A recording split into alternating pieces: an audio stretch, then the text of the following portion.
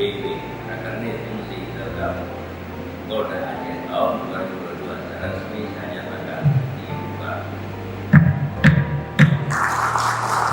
Dan Kapolda Aceh siap mewujudkan transformasi intelijen yang presisi guna mendeteksi potensi gangguan Kamtibmas dan mereduksi ancaman stabilitas keamanan Provinsi Aceh dalam rangka